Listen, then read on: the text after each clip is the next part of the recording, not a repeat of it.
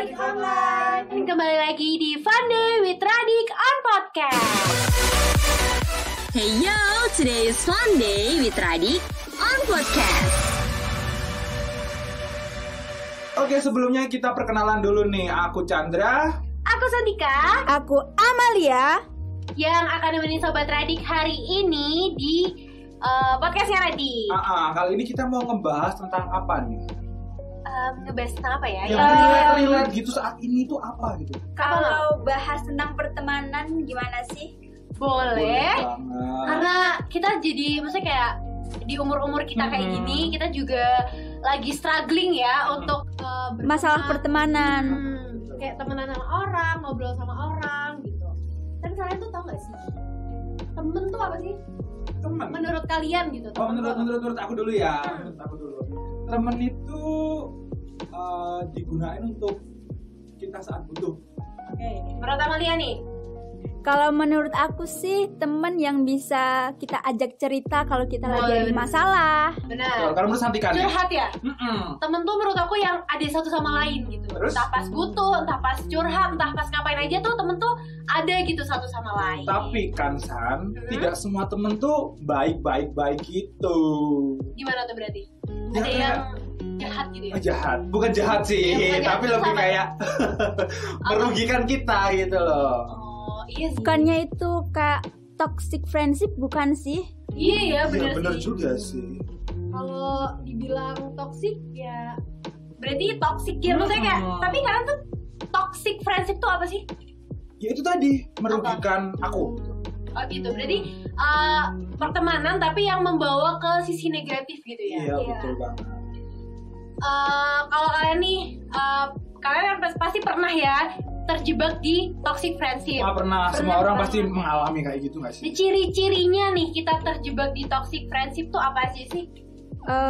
Suka menggosip nggak sih? Kayak kita tuh. Berarti kita toxic dong. Kita toxic, Iya, bener juga Tapi ya. kan gosip tuh enak gak sih? Iya, Enak banget. Kadang tuh sebenarnya ya ngegosip tuh bisa nge-improve pertemanan. Tapi kalau yang digosipin di dalam circle kita, jadi misal kita circlean berlima, terus satu pulang, terus yang pulang digosipin, nah Digibahin itu kan gitu. Aduh. berarti namanya toxic friendship. Toxic Berarti friendship, hati-hati nah. aja. Itu bisa kayak merusak persahabatan kita gak Betul, sih? hati-hati aja kalau yang kayak temen satu pulang terus kayak dia ngegosipin, tidak menutup kemungkinan kalau kita pulang Kita digosipin juga. Kita takut ya kayak, ya udah sih kalau pulang ya yuk pulang bareng gitu loh, jangan sendiri-sendiri. Jadi takut buat pulang awal kan. bener Betul, banget kan, Kal. kan pasti kan ada satu di circle kita tuh ada salah satu orang yang benar-benar kita percaya gitu kan, kita cerita apa-apa takutnya dia ngebuka semua apa yang kita ceritakan ke dia gitu loh. Iya Ya sih, kan setuju. sebenarnya kayak ketika kita bercerita sama salah satu orang itu tuh kayak kita membuka space biar cerita kita tuh tersebar gak sih? Iya sih. Tapi itu sebenarnya ya bagus apa enggak menurut kamu? Menurut aku sih ya emang sebenarnya manusia kan kita butuh tempat untuk cerita, tapi ya kita nggak semua cerita tuh harus diceritain ke dia gitu loh. Iya, jadi jangan percaya sama kata kamu diem aja ya, jangan disebar. Itu nggak boleh percaya kayak gitu. Aku janji kok nggak bakal ini kok nyebarin kok gini itu tuh. Ya, anak nggak tahu ya. Gitu. Oke, ada lagi nggak Chan ciri-ciri kita kalau kita pas terjebak di toxic friends itu apa? Ya itu tadi teman waktu butuh San. Oh gitu, jadi kayak dia datangnya pas butuh aja gitu. Tapi sebenarnya temen tuh emang datangnya pas butuh Chan. Iya benar. Gimana menurut Amalia tuh? Gimana dong? Ya, gimana?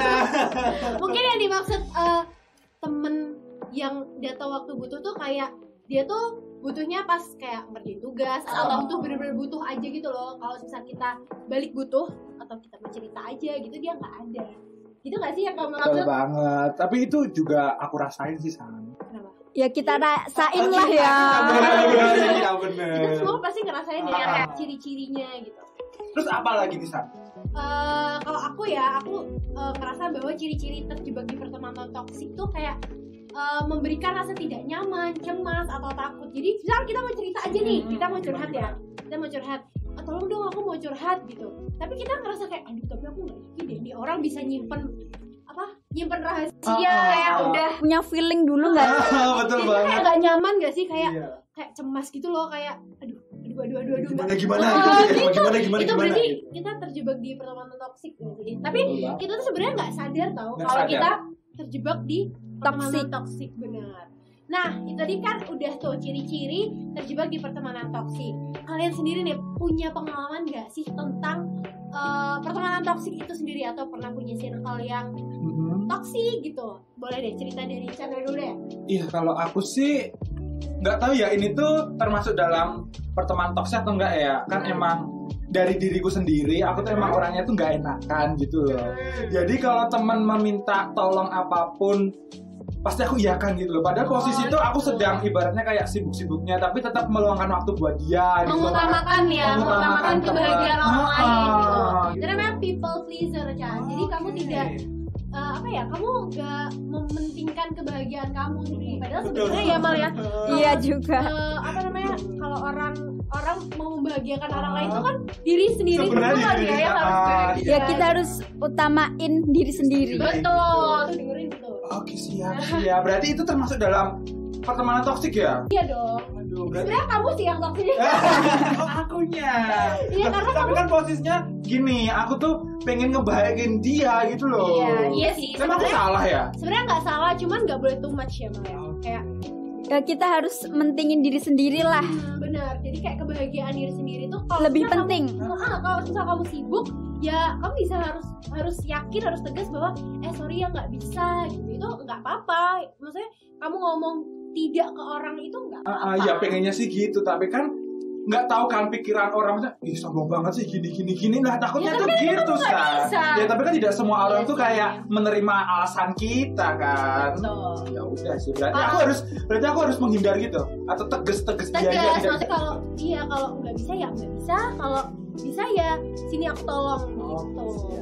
Terus dari kalian berdua nih ada nggak? Oke dulu deh. Aku dulu. Santika dulu aja deh. Tadi menggebu-gebu kayaknya banyak nih, atau emang benar-benar relate nih? Kalau aku ya, pertemanan toksik versi aku ya, aku tuh anaknya cengeng banget. Jadi aku tuh Gampang nangis gitu ya. aku tuh emosian sebenarnya. Cuman emosi yang aku rasain itu aku curahkan ke nangis gitu. Jadi aku mungkin di depan orang-orang kelihatannya happy. Tapi emang orang happy itu gak dapat banyak masalah sih ya. Itu nggak bisa, bener banget. Iya, maksudnya kelihatannya di depan orang tuh aku happy, tapi sebenarnya aku tuh sedih gitu, di belakang aku nangis gitu. Terus ketika aku punya teman, aku tuh cerita, tau gak sih aku sedih banget, aku nangis gitu. Terus ada jawaban yang kayak gini, jangan nangis dong gitu. Itu tuh bikin kita down gitu. Aku merasa itu tuh sebuah kayak ya toxic friendship ketika aku tidak nyaman gitu loh. Aku jadi ngerasa, lah kenapa sih orang seneng itu boleh ketawa, tapi kenapa sedih aku nggak boleh nangis? Itu kan jadi aku kayak ngerasa, waduh nih kok teman aku kayak gini ya. Jadi aku ngerasa kayak nggak dulu deh gitu teman-teman yang begitu-begitu gitu. Padahal orang yang nangis itu sebenarnya orang yang kuat ya sih. Waduh, dari aku kuat dong. Ya sebenarnya. Maksudnya kan, Sebenarnya maksudnya kan dia tuh mengungkapkan kayak masalahnya tuh dengan nangis, nggak kayak bunuh diri atau gimana Iya gitu sih. loh. Dia Dia bisa menahan. sadar gitu diri loh. sih, kayak orang cengeng tuh biasanya sadar diri bahwa ketika nangis itu ya mengurangi emosi gitu. Sebenarnya nggak semua orang nangis tuh dianggap lemah. Sebenarnya cowok-cewek boleh nggak sih? Boleh. banget. Boleh. Aku pun juga pernah nangis waktu ada masalah gitu, dan nangisnya itu tanpa suara. Aduh itu sakit banget. Duh, sakit banget tuh. Sakit banget. Kayak benar-benar udah emosinya tuh udah di level yang aduh nggak tahu mau ngapain, Iya nangis deh bener, gitu. nangis. Apalagi waktu nangis waktu sholat. Waduh. Waduh, itu udah bener-bener kecewa banget gitu gak sih? Benar sih. Dan kita nih apa tuh namanya? Versi toxic friendship versi aku. Gitu. Sekarang Dia Amalia nih. Amalia nih Pernah gimana? nggak sih? Pernah sih, kalau menurut kalau dari aku kayak tugas, kayak temen datang ke aku waktu ada tugas ya. gitu. Minta jawaban gitu.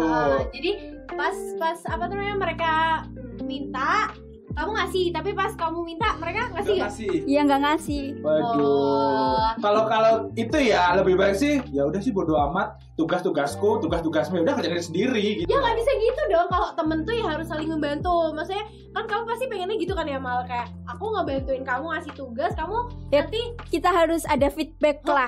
bener, jadi kayak harus ngasih satu sama lain, nggak harus ngerjain tugas Chan. Misal Amalia bantuin aku ngerjain tugas, terus aku ngebantuin Amalia dengerin ceritanya Nah, dia, kan dengerin sebenarnya- ceritanya dia, itu kan bisa. Iya kan sebenarnya kan enak kan kalau kita dalam circle itu saling menguntungkan kan enak, makanya tidak dirugikan satu sama lain. Betul. Jadi intinya teman yang nggak toksik tuh yang menguntungkan, saling Iya, saling menguntungkan. menguntungkan. Tidak Harus ada timbal yang balik dirugikan. gitu ya. Iya, betul Betul, banget. setuju sih Harus aku. timbal balik gitu. Udah itu valid sih.